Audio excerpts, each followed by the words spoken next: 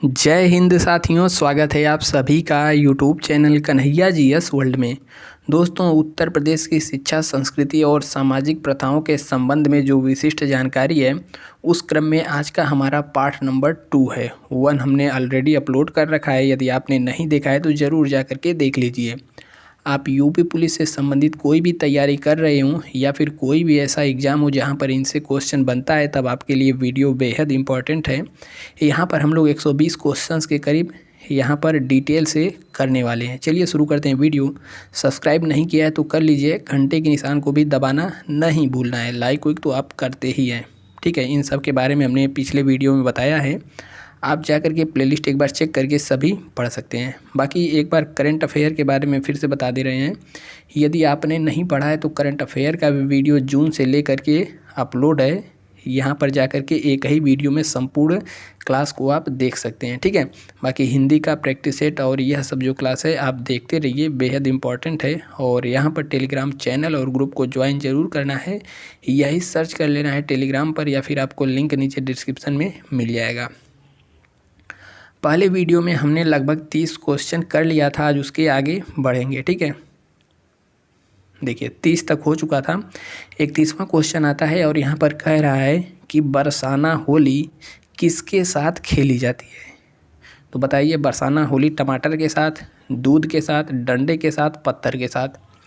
जो पहली बार सुनेगा कहेगा ये कैसी होली भैया, किससे होली खेली जाती है। टमाटर तो कहीं कभार देख लेता है, डंडा भी, दूध भी देख लेता है, कुछ नहीं देखता है। यहाँ पर सही जवाब क्या हो जाएगा?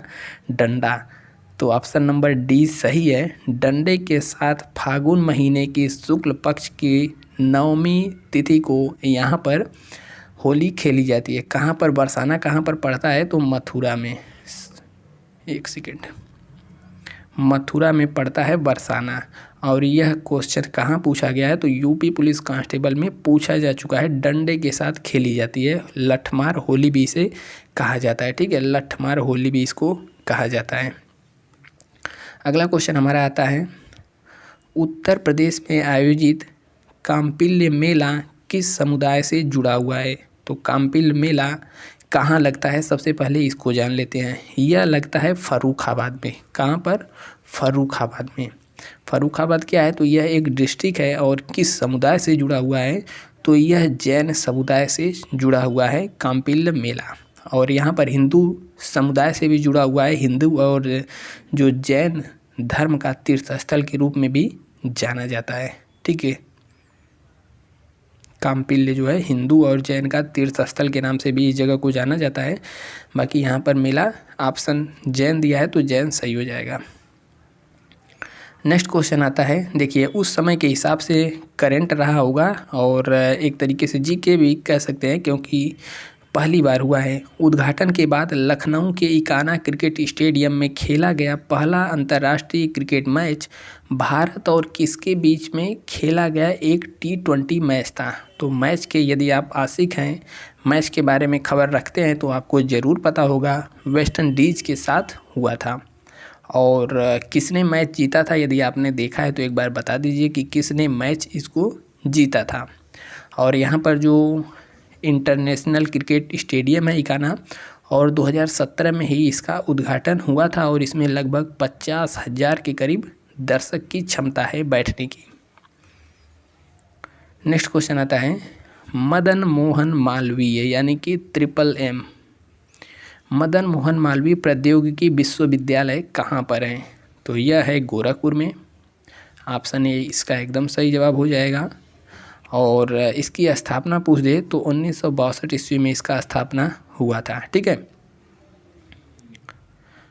नेक्स्ट क्वेश्चन है हमारा, माघ मेला किस दिन शुरू होता है? तो पहली बात, माघ मेला मनाया कहाँ जाता है, यह भी क्वेश्चन पूछ देता है। तो माघ मेला जनवरी महीने में प्रयागराज में मनाया जाता है, ठीक है। जनवरी महीने में, यानी कि माघ के महीने में। माघ को ही जनवरी कहा जाता है। तो सही जवाब क्या हो जाएगा? माघ मेला किस दिन शुरू होता है? तो यह शुरू होता है मकर संक्रांति के दिन, ठीक है। मकर संक्रांति के दिन शुरू होता है और लगभग 1 महीने के करीब यहाँ पर चलता है। और यहाँ पर आपको पता होगा कि 6 महीने बाद क्या लगता है? अर्धकुंभ। और 12 महीने बाद 6 साल है, ठीक है, 6 ईयर बाद। और 12 ईयर बाद क्या लगता है, 12 सालों के बाद क्या लगता है, महाकुंभ लगता है, ठीक है। तो सही जवाब है मकर संक्रांति इसका आंसर। अगला क्वेश्चन है, कवि संत कबीर का जन्म और पालन पोषण किस शहर में हुआ था? तो बताइए। सही जवाब हो जाएगा वाराणसी, ऑप्शन नंबर सी सही है। वाराणसी में इनका जन्म हुआ था और ये काफ़ी विवादास्पद है, कुछ लोग मानते हैं यहाँ पर और कुछ लोग कहीं मतलब 1398 में इनका जन्म हुआ था। और जन्म माना जाता है कि एक विधवा ब्राह्मणी के गर्भ से इनका जन्म हुआ था, जो कि लोक श्रुतियों के अनुसार है, ठीक है। और इनके जन्म तिथि को लेकर भी विवाद है, कुछ लोग इनको 1398 मानते हैं और कुछ लोग कुछ और। इनकी मृत्यु की बात करें तो 1518, ठीक है। और कुछ जो इतिहासकार हैं उनकी मृत्यु 1498 ईस्वी में मानते हैं।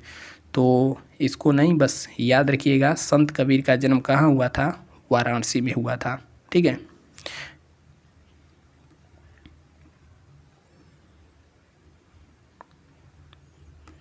लखनऊ घराने की नींव किस उस्ताद के द्वारा रखी गई थी?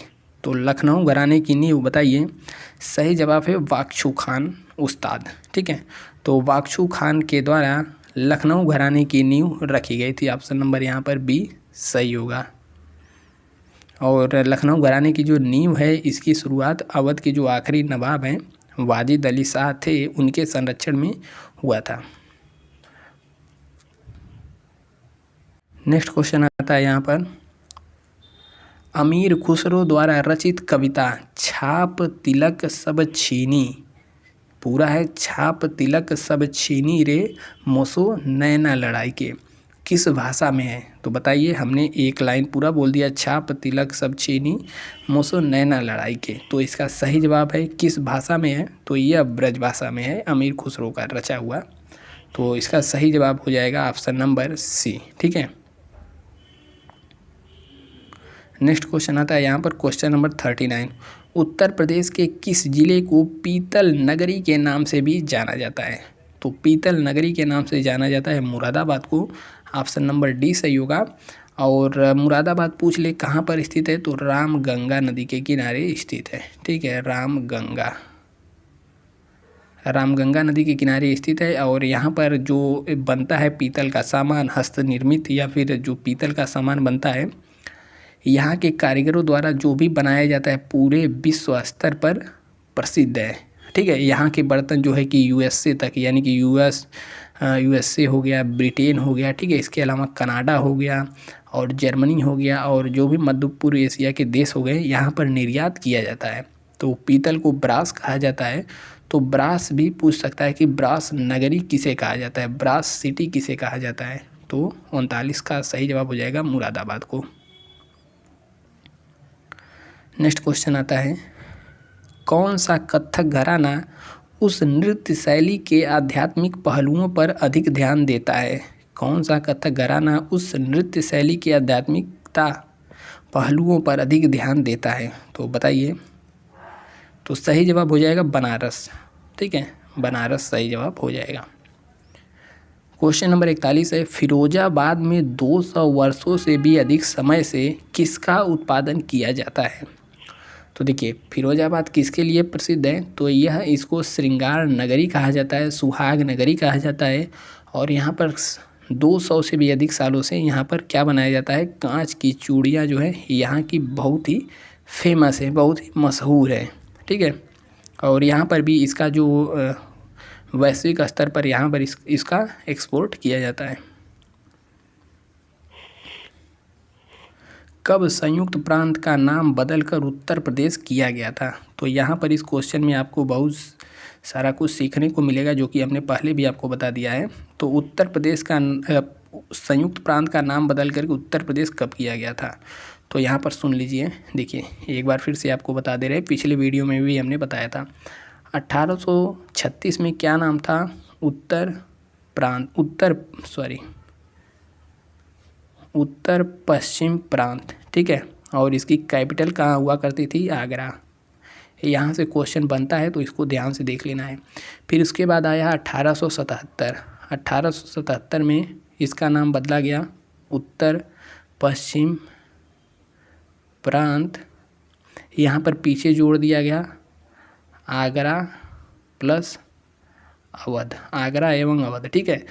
इसके बाद 1902 में क्या हुआ, इसका नाम फिर चेंज हुआ, नाम चेंज होकर क्या हो गया, आगरा एवं अवध का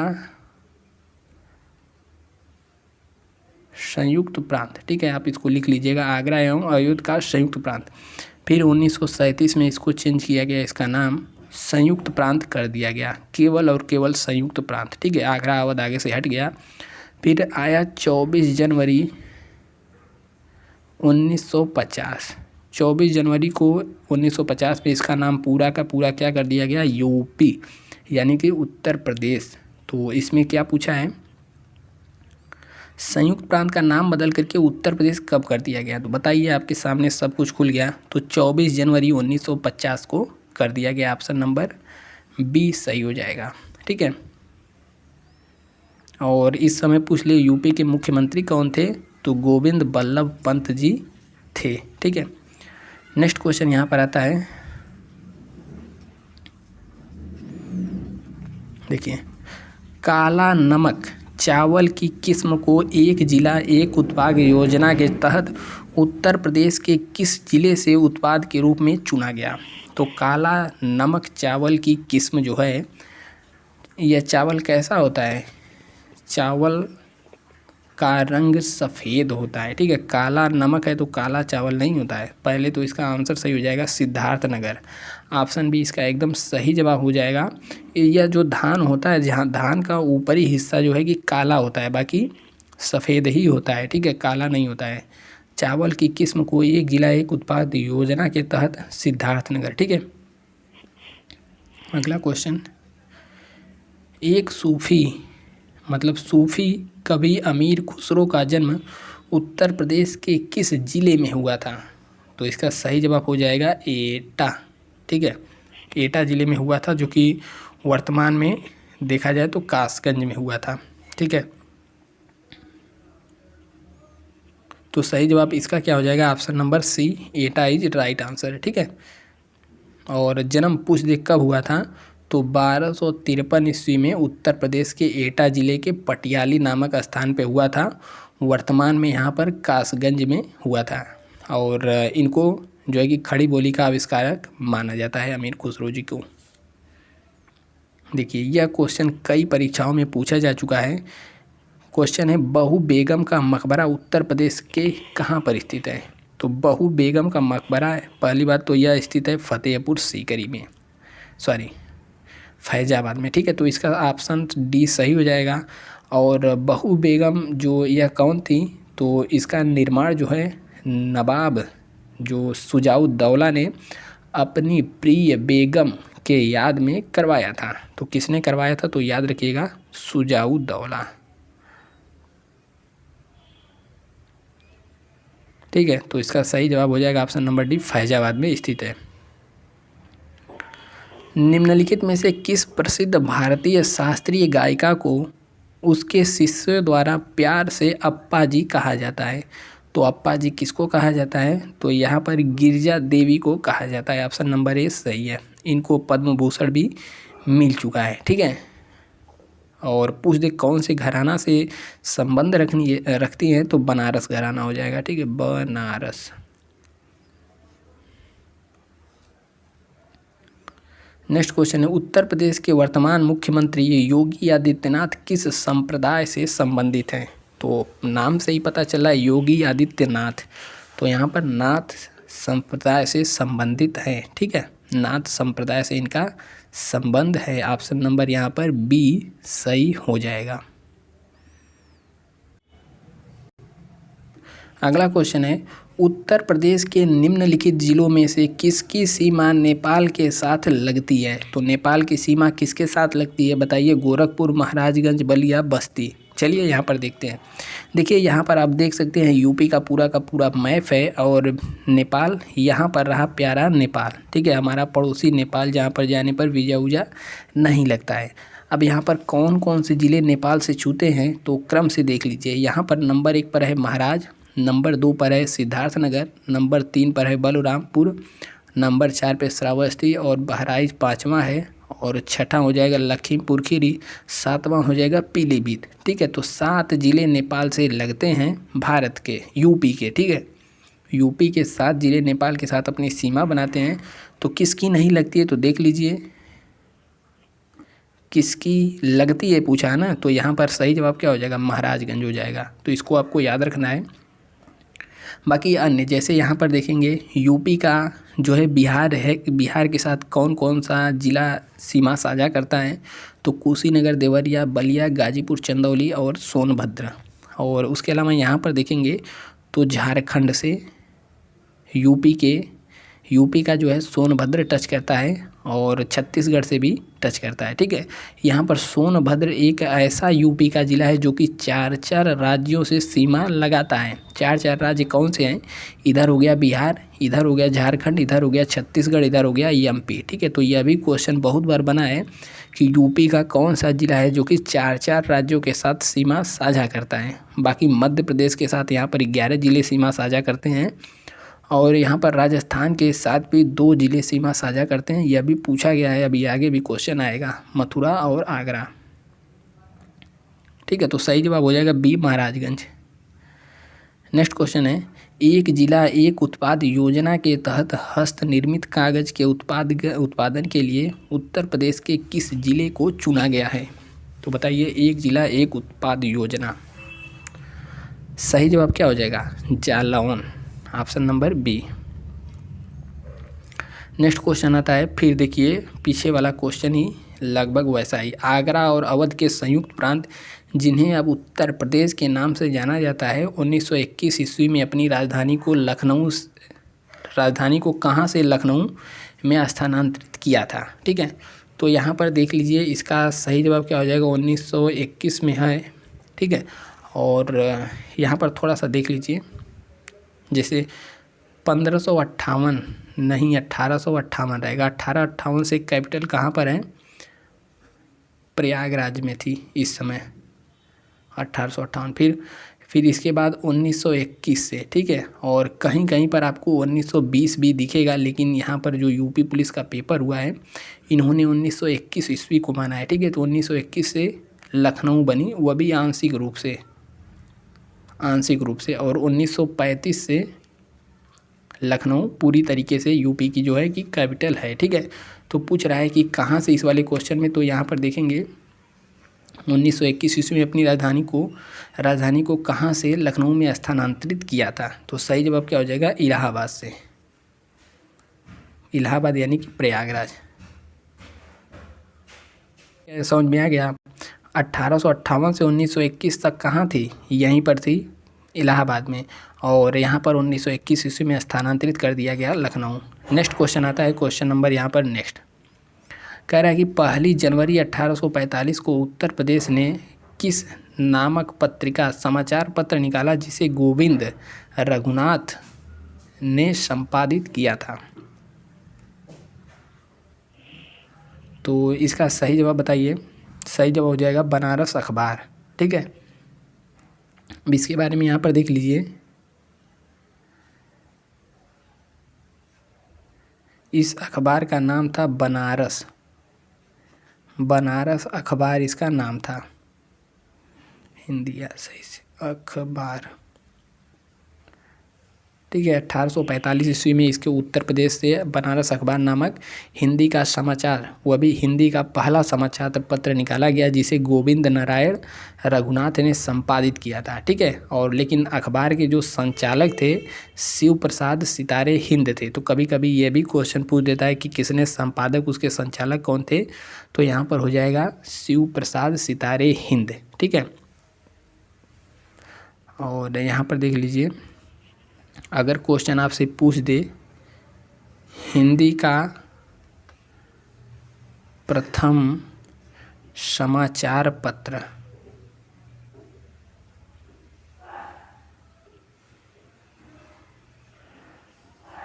यदि यह वाला क्वेश्चन पूछ दे हिंदी का प्रथम समाचार पत्र, देखिए कंफ्यूजन नहीं करना है, यहाँ पर जो है यूपी का पूछा है, ठीक है। उत्तर प्रदेश का पहला समाचार पत्र कौन सा है? बनारस अखबार, जिसको किसने निकाला था? पंडित रघुनाथ दत्ते ने, और इसका जो संचालक थे वो कौन थे? शिव प्रसाद सितारे हिंद थे।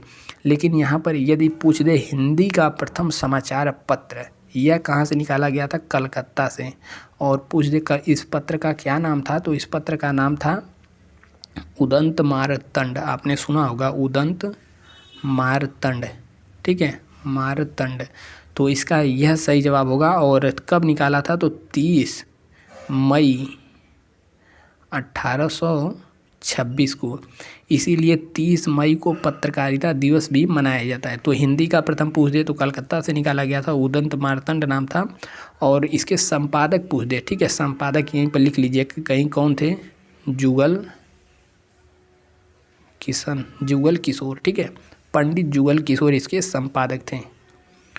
अगला क्वेश्चन है, भेड़ कुंड जहाँ पर अर्जुन ने द्रौपदी से शादी करने के लिए मछली की आँख को निशाना बनाया था, उत्तर प्रदेश में वर्तमान में कहाँ पर है?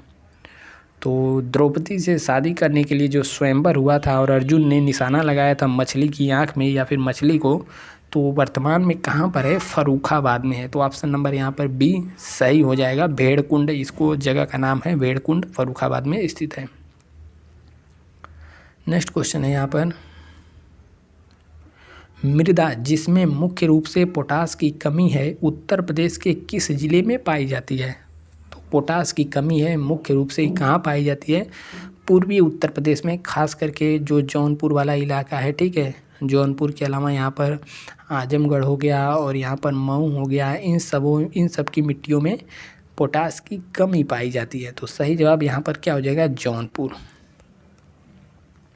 क्वेश्चन नंबर 56, उत्तर प्रदेश का निम्नलिखित में से कौन सा जिला बुंदेलखंड क्षेत्र का हिस्सा है?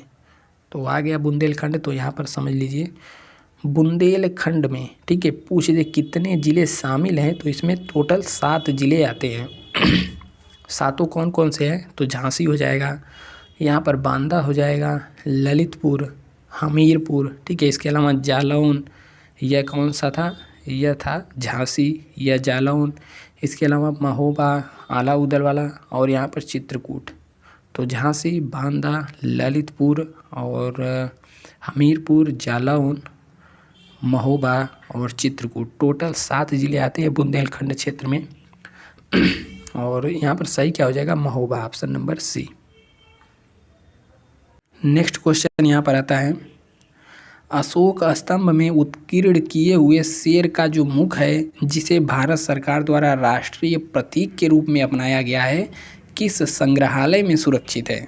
तो इसका सही जवाब क्या हो जाएगा? सबको पता होगा, सारनाथ में। ऑप्शन नंबर यहाँ पर बी सही हो जाएगा, ठीक है। नेक्स्ट क्वेश्चन यहाँ पर देखते हैं हम लोग, चंदेल शासन के दौरान उत्तर प्रदेश का निम्नलिखित में से कौन सा क्षेत्र जेजाक भुक्ती या फिर जय होटी के नाम से जाना जाता था? तो महत्वपूर्ण प्रश्न है, पूछा गया है कई बार परीक्षाओं में।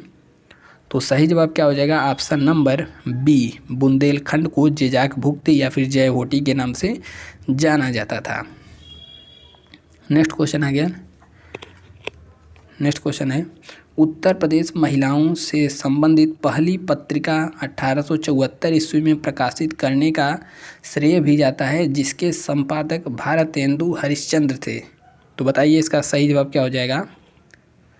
बाल बोधनी, बाल नहीं, यहाँ पर बाला बोधनी होगा, ठीक है। बाला मतलब क्या होता है? लड़की, महिला। तो बाला बोधनी या फिर बाल बोधनी इसको कहा जाता है।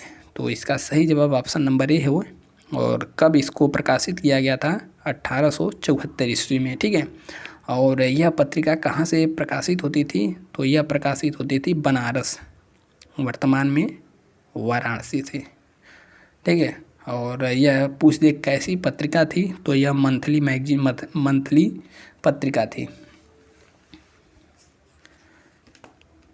क्वेश्चन नंबर नेक्स्ट आता है, प्रसिद्ध सितार वादक नवाब इनायत खान उत्तर प्रदेश के किस जिले से संबंधित थे? तो यह थे इटावा से। इनायत खान क्या बजाते थे? तो सितार के वादक थे और काफ़ी विख्यात थे। इनकी मृत्यु 1938 में हो गई थी। यह इटावा से संबंधित है, इटावा जिले में से संबंधित है। 6ठी सदी BC यानी कि बिफोर क्राइस्ट के दौरान उत्तर प्रदेश के किन क्षेत्रों को चेदी कहा जाता था? यानी बुद्ध के लगभग समकालीन किस क्षेत्र को चेदी कहा जाता था? तो बताइए इसका सही जवाब क्या हो जाएगा? ऑप्शन नंबर चेदी, तो यहाँ पर हो जाएगा बुंदेलखंड को। ठीक है, बुंदेलखंड को के आसपास का जो भी एरिया था इसको चेदी कहा जाता था। उस समय पता है क्या थे? 16 महाजनपद थे। ठीक है, और 16 महाजनपदों के नाम हम एक बार आपको गिना देते हैं। पहला यहाँ पर काशी था और 16 महाजनपद थे, लेकिन 8 महाजनपद यूपी में थे। यह भी क्वेश्चन पूछता है। ठीक है, 8 महाजनपद कहाँ पर थे? यूपी में थे। और 8 जो यूपी में थे कौन कौन से थे इसको याद रखिए, पूछता है। देखिए नोट करिए, पहला था काशी। ठीक है, दूसरा यहाँ पर वत्स जो कि कौशाम्बी के इसकी राजधानी थी, इलाहाबाद के आसपास का क्षेत्र है। यहाँ पर तीसरा है कौशल या फिर कौशल, इसकी राजधानी श्रावस्ती थी और फैजाबाद के आसपास का क्षेत्र है। ठीक है, और यहाँ पर पांचवा था मल्ल की राजधानी थी कुशीनारा और देवरिया के आसपास इसका क्षेत्र पड़ता है। ठीक है, और 4 और 5वां यहाँ पर क्या था? चेदी की राजधानी थी शक्तिमती या फिर सुक्तिमती, बुंदेलखंड के आसपास।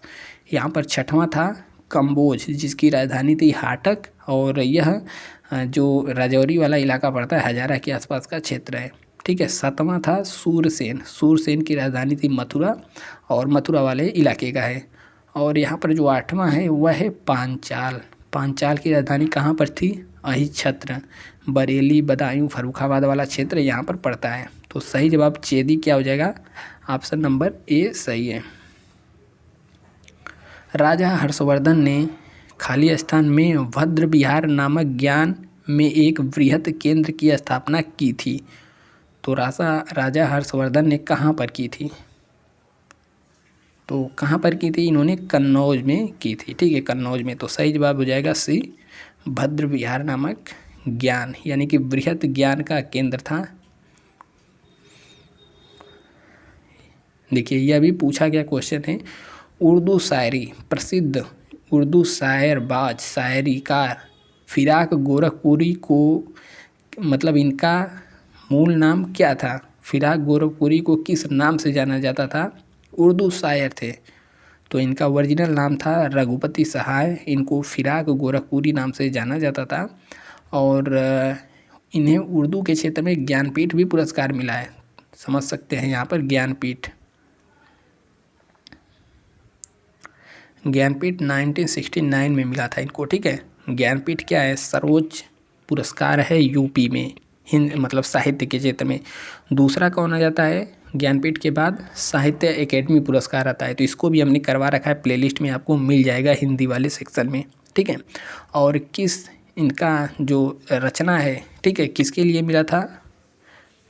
गुल ए नगमा। और यह हिंदी के लिए इनको नहीं मिला था, याद रखिएगा, उर्दू के लिए मिला था। ठीक है, उर्दू के लिए इनको ज्ञानपीठ पुरस्कार मिला था। साहित्य का ज्ञानपीठ पुरस्कार 1969 में फिराक गोरखपुरी को मिला था। उत्तर प्रदेश में बारिश के मौसम में निम्नलिखित में से कौन से गीत गाए जाते हैं? बारिश के मौसम में कौन से गीत गाए जाते हैं? तो यहाँ पर गाया जाता है बारिश के मौसम में कजरी। ठीक है, तो ऑप्शन डी सही हो जाएगा। इसके अलावा यहाँ पर देखते हैं और जैसे रसिया हो गया, यह भी यूपी में ही है। यूपी का संबंध पूछ दे किससे है रसिया, तो भगवान श्री कृष्ण की उपासना इसमें की जाती है। चैती पूछ दे तो चैती यह लगभग फागुन के महीने में गाई जाती है। ठीक है, और यूपी का प्रथम लोक गीत पूछ दे तो चैती हो गया। चैती के अलावा ढोला हो गया।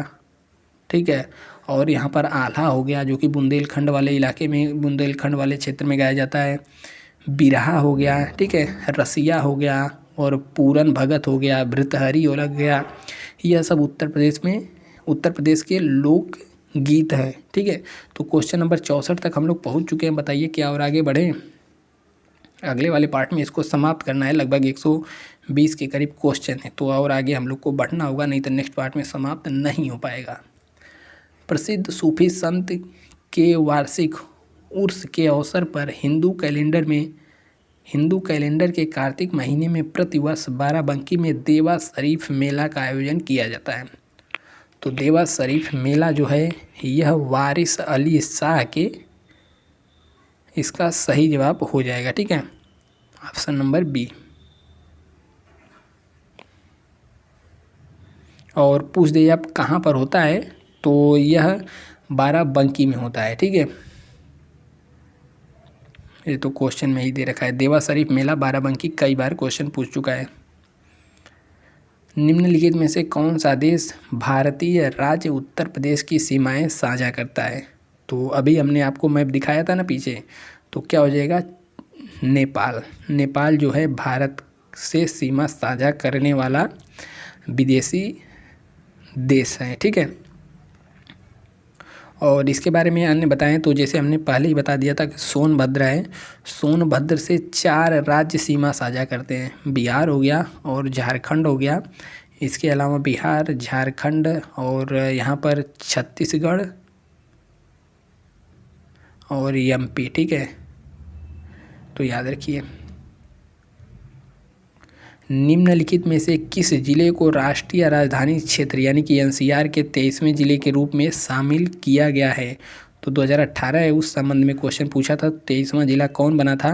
तो सही जवाब है शामली बना था, ठीक है।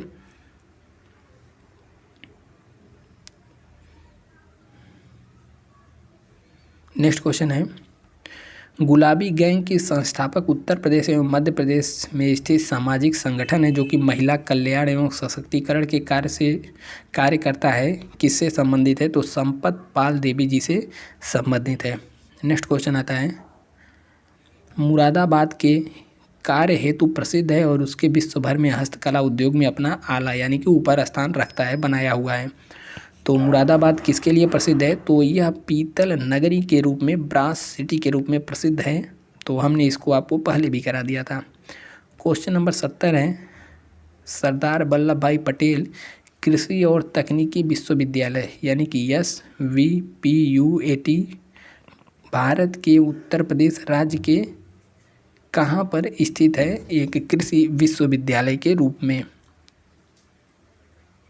सही जवाब क्या हो जाएगा? मेरठ में स्थित है, ठीक है।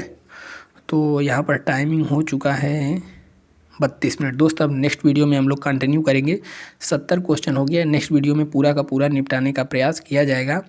बाकी यह सब क्लास भी आप देखते रहिए, मिलते हैं नेक्स्ट वीडियो में। जय हिंद। यदि आप जीके वाला पार्ट नहीं देखे हैं तो जीके का PDF भी प्लेलिस्ट में हमने बना कर रखा है, देख लीजिए। और सब्सक्राइब, लाइक वगैरह आप लोग करते ही हैं। जय हिंद।